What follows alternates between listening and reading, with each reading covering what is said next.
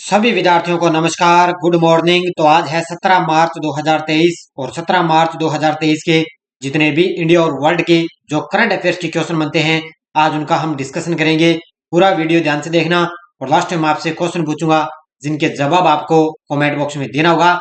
आज हम पढ़ेंगे एशिया का सबसे बड़ा अंतर्राष्ट्रीय खाद्य मेला शुरू हो चुका है और थोक मूल्य सूचकांक आधारित मुद्रास्फीति में गिरावट आई है और भारत दुनिया का सबसे बड़ा हथियार आयातक देश बन चुका है। इनकी आज हम चर्चा करेंगे। तो डेली आपको 6:30 पर मेरी लाइव क्लास आपको मिलती है और आज शाम आपको 7 बजे मेरी क्लास मिलेगी। पिछले 3 महीनों का करंट यानी कि दिसंबर 2022, जनवरी 2023 और फरवरी 2023 आने वाला एग्जाम जो एलडीसी हाईकोर्ट जो 19 मार्च को एग्जाम है, आगे जो है ईओ और आरओ का एग्जाम है, चाहे दिल्ली पुलिस है, आल एग्जाम, आगे जो सीईटी का एग्जाम होगा, फॉर ऑल एग्जाम के लिए आपके लिए जो 3 महीनों का करंट है, शानदार तरीके से आपको लगभग 1.5-2 घंटों की आपको क्लास मिलेगी। शाम को 7 बजे मेरी लाइव क्लास मिलेगी। तो सभी विद्यार्थी एक बार वीडियो को लाइक कर दें और शेयर कर दें और जो भी विद्यार्थी हमारे इस चैनल पर नहीं है, जरूर आप चैनल को सब्सक्राइब करें और इसके पास बेल आइकन का घंटा दबाएं ताकि हम जैसे वीडियो अपलोड करें उसका नोटिफिकेशन आप तक पहुंच जाएगा। तो स्टार्ट करें। देखिए, सबसे पहले हम कल के क्वेश्चनों को रिवाइज करते हैं। देखिए, रेलवे और दूरसंचार मंत्री अश्विनी वैष्णव के अनुसार भारत में कब तक पहली बुलेट ट्रेन सेवा शुरू करेगी? तो ये अगस्त 2026 तक। भारत और किस देश के बीच में संयुक्त अभ्यास बोल्ड कुरुक्षेत्र जोधपुर में संपन्न हुआ? तो ये हुआ है भारत और सिंगापुर के बीच में। भारत सरकार ने किस केंद्र शासित प्रदेश के लिए 1,18,500 करोड़ रुपए का बजट पेश किया? ये किया है जम्मू कश्मीर के लिए। स्विस फर्म IQ एयर ने जारी अपनी वर्ल्ड एयर क्वालिटी रिपोर्ट में भारत 2022 में कौन से सबसे प्रदूषित देश बन चुका है? तो भारत है 8वां सबसे प्रदूषित देश बन चुका है। किस संगठन ने 40 वन वेब इंटरनेट उपग्रहों को लॉन्च किया है?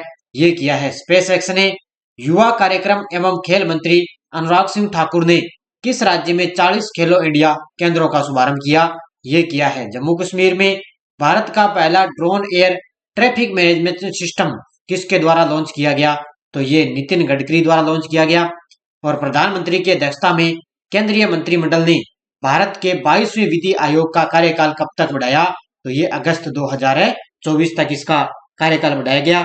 ये थे कल के क्वेश्चनों का रिवाइज और शानदार तरीके से हमारी प्रताप क्लासेस ऐप के अंदर ये जो है ऑल एग्जाम के लिए करंट अफेयर्स की टेस्ट सीरीज चल रही है। जनवरी 2022 से जनवरी 2023 की पूरी साल की आपको यहाँ पे मंथली वाइज टेस्ट सीरीज मिलेगी। 50 रुपए में मात्र आपको पीडीएफ भी आपको पूरे तथ्य के साथ फ्री मिलेगी। 1 साल की वैलिडिटी है। तो ज्वाइन कीजिए हमारे प्रताप क्लासेस ऐप को और जरूर ज्वाइन कीजिए टेस्ट सीरीज। नाम मात्र शुल्क पर हमारी अलग अलग यहाँ पे टेस्ट सीरीज चल रही है। तो ये क्लास भी आपको ई और आर के लिए शाम को 8 बजे मिलती है। और उसके बाद में ये अभियान मैंने जो है जितने भी अभ्यास हो चुके हैं उसका अलग से मैंने आपको क्लास दे दी। उसके बाद में ये ई और आर एग्जाम के लिए भी करंट अफेयर्स का सुपड़ा साहब। और उसके बाद में ये देखो, विश्व का भूगोल और भारत का भूगोल, इसमें भी टेस्ट सीरीज हमारी चल रही है।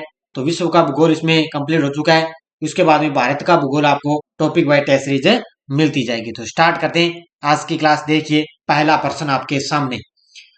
एशिया का सबसे बड़ा अंतर्राष्ट्रीय खाद्य एवं आतिथ्य मेला किस शहर में शुरू हुआ है? तो एशिया का जो सबसे बड़ा मेला है, एशिया का सबसे बड़ा अंतर्राष्ट्रीय खाद्य और आतिथ्य मेला, ये शुरू हुआ है नई दिल्ली के अंदर। कहां पर शुरू हुआ है? नई दिल्ली में शुरू हो चुका है। देखो, एशिया का सबसे बड़ा अंतर्राष्ट्रीय खाद्य और आतिथ्य मेला नई दिल्ली में शुरू हुआ। 14 मार्च से लेकर 18 मार्च तक ये इसका जो है मेला चलेगा। कहां पर? प्रगति मैदान में शुरू हो चुका है। बस इतना ही आपको याद रखना है कि एशिया का जो सबसे बड़ा अंतर्राष्ट्रीय खाद्य और आतिथ्य मेला है वो नई दिल्ली में शुरू हुआ और 14 मार्च से लेकर 18 मार्च तक ये चलेगा। कहां पर? नई दिल्ली के प्रगति मैदान में चलेगा। दूसरा प्रश्न देखो, भारत और विश्व बैंक ने कितने राज्यों में ग्रीन नेशनल हाईवे कॉरिडोर परियोजना के निर्माण के लिए एक समझौते पर हस्ताक्षर किए हैं? भारत और विश्व बैंक ने क्या है, अभी ग्रीन नेशनल हाईवे कॉरिडोर परियोजना के निर्माण के लिए 4 राज्यों में क्या है, ये इन्होंने क्या है भी हाईवे कॉरिडोर परियोजना निर्माण के लिए एक समझौते पर हस्ताक्षर किए हैं। तो कितने राज्यों में? 4 राज्यों में। देखो, कौन कौन से, देखो आगे हम बात करते हैं। भारत और विश्व बैंक ने 4 राज्यों में ग्रीन नेशनल हाईवे कॉरिडोर परियोजना के निर्माण के लिए एक ऋण समझौते पर हस्ताक्षर किए हैं। और ये राज्य कौन कौन से हैं? एक तो है इसमें हिमाचल प्रदेश, दूसरा है राजस्थान, तीसरा है उत्तर प्रदेश और चौथा है आंध्र प्रदेश। तो ये चारों राज्यों के भी आपको नाम याद रखने हैं कि भारत और विश्व बैंक ने 4 राज्यों में ग्रीन नेशनल हाईवे कॉरिडोर परियोजना के लिए समझौता किया। हिमाचल प्रदेश, राजस्थान, उत्तर प्रदेश और है आंध्र प्रदेश। ये शानदार पॉइंट है आपके लिए, इसको अच्छी तरह आपको याद रखना है। अब देखो आपके लिए आर्थिक समीक्षा का क्वेश्चन आया है। भारत की खुदरा मुद्रास्फीति फरवरी 2023 में घटकर कितने प्रतिशत हो चुकी है? अब ये क्या है? खुदरा मुद्रास्फीति है। आगे क्वेश्चन आएगा वो हो गया थोक मूल्य सूचकांक के अंदर, ठीक है। इसका उत्तर हो जाएगा 6.44%। कितना है? 6.44 है प्रतिशत।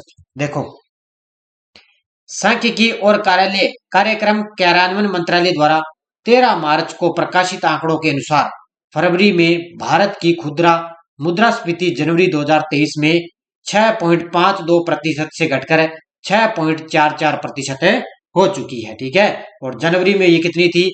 6.52%। यानी कि जनवरी में आपको बताइए देखो 6.52% थी, लेकिन अब फरवरी के अंदर जो है खुदरा मुद्रास्फीति है फरवरी के अंदर ये 6.44% रह चुकी है। तो ये आंकड़े आपको अच्छी तरह से याद रखने, ये आर्थिक समीक्षा का क्वेश्चन है।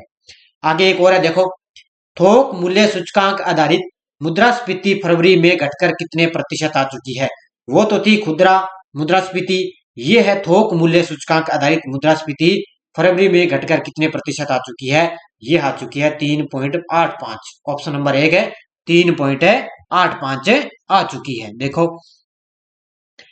देखो मुख्य देते हैं वाणिज्य और उद्योग मंत्रालय द्वारा जारी आंकड़ों के अनुसार देश का थोक मूल्य सूचकांक यानी कि WPI आधारित मुद्रास्फीति फरवरी में 4% के स्तर से नीचे आ गई और यह 3.85% दर्ज की गई। यानी कि पहले 4% थी, लेकिन अब ये घट चुकी है। तो अब कितनी हो चुकी है? 3.85% हो चुकी है। और जनवरी में थोक मूल्य सूचकांक आधारित मुद्रास्फीति कितनी थी? 4.73% थी। तो इन दोनों के आंकड़े याद रखने हैं। एक तो जनवरी वाला में कितना था? 4.73% है, और अब फरवरी में कितना हो चुका है? 3.85% हो चुके हैं। कौन सा? ये थोक मूल्य सूचकांक। ये अच्छी तरह से आपको याद रखना है। तो ये 2 आज क्वेश्चन थे आर्थिक समीक्षा के।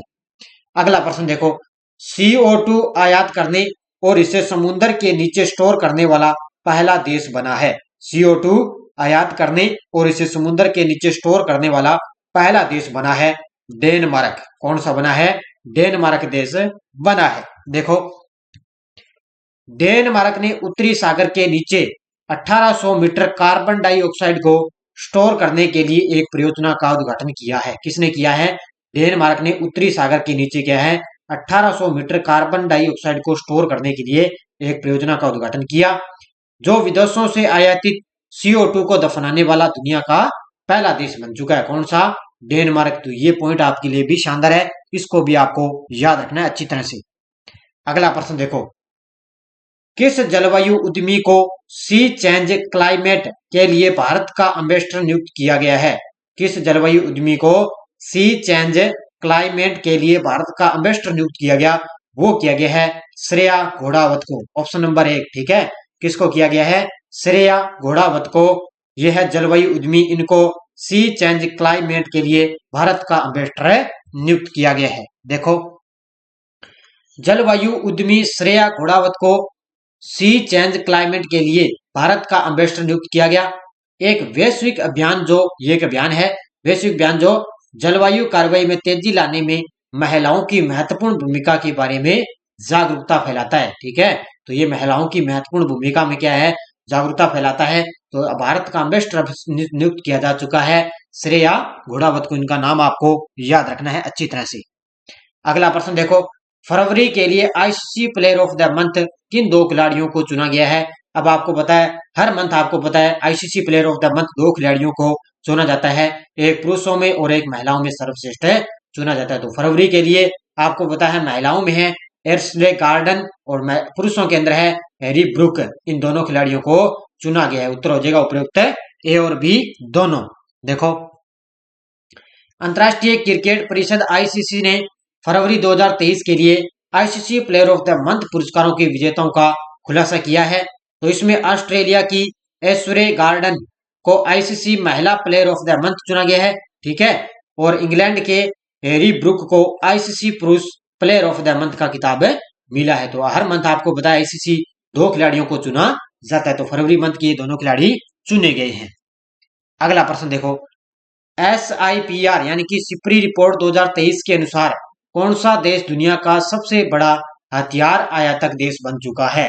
SIPRI यानी कि सिपरी रिपोर्ट आई है 2023 के अनुसार कौन सा देश है जो दुनिया का सबसे बड़ा हथियार आयातक देश है, और वो है अपना देश भारत, ठीक है। अपना देश है भारत। देखो स्टॉकहोम, ठीक है, ये Stockholm International Peace Research Institute है सिपरी, ठीक है। इन्होंने अपनी रिपोर्ट में बताया कि भारत दुनिया का सबसे बड़ा हथियार आयातक देश बन चुका है, यानी कि सबसे ज्यादा भारत ने आयात किया है हथियार है, और निर्यात में सबसे ज्यादा है अमेरिका, ठीक है।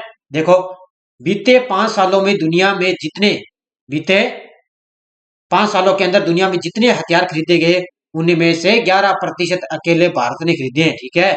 ये आंकड़ा भी याद रखना है, भी उनमें से 5 सालों में जो बीते हैं उनमें से 11% अकेले भारत ने हथियार खरीदे हैं। और सिपरी की रिपोर्ट के अनुसार अमेरिका दुनिया का सबसे बड़ा हथियार निर्यातक देश है। आयात में तो अपना देश भारत आ जाएगा, और अगर निर्यात में पूछे तो आएगा अमेरिका देश दुनिया का सबसे बड़ा निर्यातक देश है। तो इनको भी आपको अच्छी तरह से देखना है, ठीक है, याद रखना है अच्छी तरह से।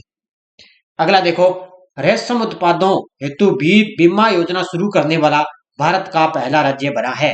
रेशम उत्पादकों हेतु बीमा योजना शुरू करने वाला भारत का पहला राज्य बना है उत्तराखंड। कौन सा राज्य बना है? उत्तराखंड बना है। देखो राज्य के कृषि मंत्री गणेश जोशी ने कहा कि राज्य के यानी कि उत्तराखंड राज्य के कृषि मंत्री हैं गणेश जोशी ने कहा कि उत्तराखंड ने अपने रेशम उत्पादकों की सुरक्षा के लिए देश का पहला रेशम कीट बीमा कार्यक्रम शुरू किया। ये सीधा ही आ सकता है कि किस राज्य के द्वारा रेशम कीट बीमा कार्यक्रम शुरू किया गया, तो ये उत्तराखंड राज्य के द्वारा शुरू किया गया। उत्तराखंड के वर्तमान में मुख्यमंत्री कौन है? पुष्कर सिंह धामी। अगला प्रश्न देखो, किस देश ने साझा बौद्ध विरासत पर SCO अंतर्राष्ट्रीय सम्मेलन की मेजबानी की है? किस देश ने साझा बौद्ध विरासत पर SCO अंतर्राष्ट्रीय सम्मेलन की मेजबानी की है? ये की है अपने देश भारत ने। किसने की है? अपने देश भारत ने मेजबानी की है। देखो SCO का मतलब होता है संघाई सहयोग संगठन, ठीक है। राज्यों के साथ भारत के सभ्यतागत संबंधों पर ध्यान केंद्रित करने के साथ है साझा बौद्ध विरासत पर संघाई सहयोग संगठन SCO का 2 दिवसीय अंतर्राष्ट्रीय सम्मेलन नई दिल्ली के विज्ञान भवन में शुरू किया गया था। यानी कि 2 दिवसीय सम्मेलन था जो नई दिल्ली के विज्ञान भवन में ये शुरू किया गया। संघाई सहयोग संगठन SCO यानी कि 17 सितंबर 2022 से 23 सितंबर 2023 तक के लिए भारत के नेतृत्व में 1 वर्ष के लिए होता है। यानी कि अब की बार क्या है, संघाई सहयोग संगठन का जो नेतृत्व है भारत के पास है।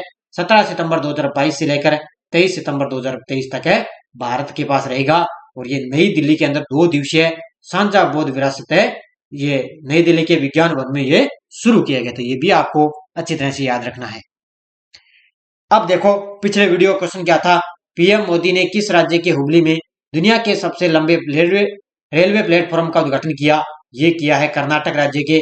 बहुत सारे विद्यार्थियों ने शानदार तरीके से जवाब दिए, उन सभी को हार्दिक शुभकामनाएं। और मैं हर एक विद्यार्थी के कमेंट देखता हूं कि किसने शानदार तरीके से जवाब दिए। हर एक विद्यार्थी में शानदार, आपको पता है, कमेंट भी देखता हूं, जवाब नहीं पाता, लेकिन कमेंट सभी के मैं जरूर देखता हूं। तो लगातार आपको ये क्लास मिलती रहेगी और PDF आपको इसकी शाम तक टेलीग्राम पर मिल जाती है। वीडियो के डिस्क्रिप्शन में टेलीग्राम का लिंक है, वहां जाकर इसकी PDF आप डाउनलोड कर सकते हो। और अब देखिए आपके लिए क्वेश्चन फॉर यू क्या है, वंदे भारत का संचालन करने वाली एशिया की पहली महिला लोको पायलट कौन बनी है? सुरेखा यादव, हरप्रीत चंडी, शिवांगी सिंह, प्रियंका मोहिते। इसका जवाब आपको कमेंट बॉक्स में देना है। तो सभी विद्यार्थी वीडियो को चाहते लाइक करते रहना, शेयर करते रहना, और निरंतर आपको ये क्लास मिलती रहेगी। और शाम को आज 7 बजे मेरी पिछले 3 महीनों का करंट का आपको वीडियो मिलेगा स्पेशल।